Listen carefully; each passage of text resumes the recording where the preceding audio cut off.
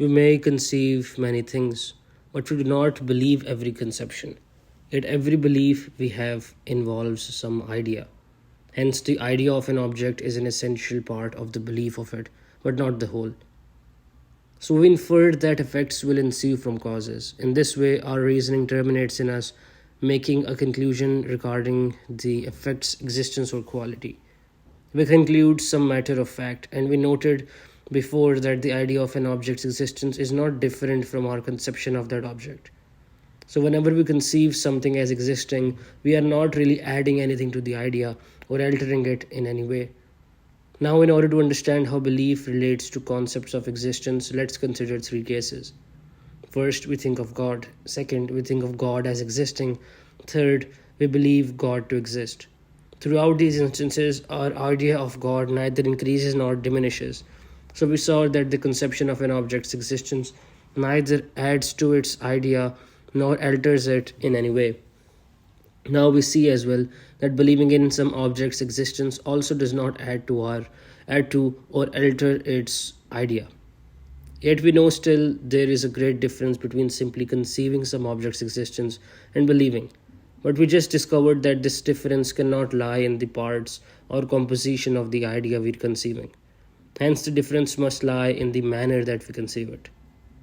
Whether we believe or disbelieve an idea, it is still the same idea. However, our manner of conceiving that idea will be modified depending on whether we believe it or we disbelieve it. Now, we see with the example of color that we can only change the amount of vivacity of an idea. Otherwise, we change the idea itself. We know that beliefs and disbeliefs cannot alter the qualitative features of the idea. Thus, they must instead modify its vivacity in our mind. When we have a belief, we first have an impression. Then, in a causal like inference, this impression produces a lively idea. So, a belief is no more than our manner of producing a lively idea that relates to a present impression. Now, we'll discuss the eighth section titled Of the Causes of Belief. Previously, Hume explained the nature of belief. He showed that it consists in a lively idea related to a present impression. Now, we will examine the principles that found belief and the source of believed ideas' vivacity. Hume enumerates what we know for certain. There are matters of fact, we have ideas of them, and we believe those ideas. These ideas that we believe arise only from a relation to a present impression. Our beliefs do not add anything to the idea, they only change our manner of conceiving the idea by making it stronger and more lively.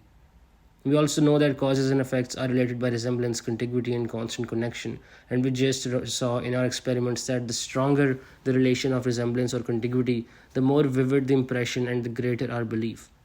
So we see that in these cases of causal inferences, we have evidence that our present impressions may enliven our ideas by bringing about a relation or transition in our fancy. There enters nothing into this operation of the mind but a present impression, a lively idea, and the relation or association in the fancy betwixt the impression and idea. So there are certain powers and qualities of the impressions and ideas as relations.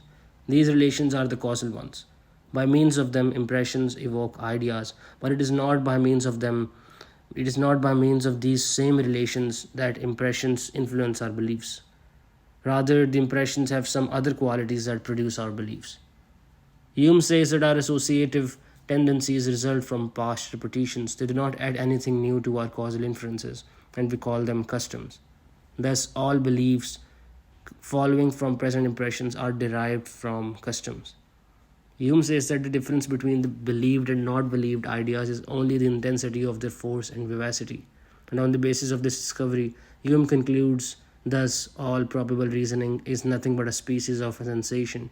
It is not solely in poetry and music we must follow our taste and sentiment, but likewise in philosophy.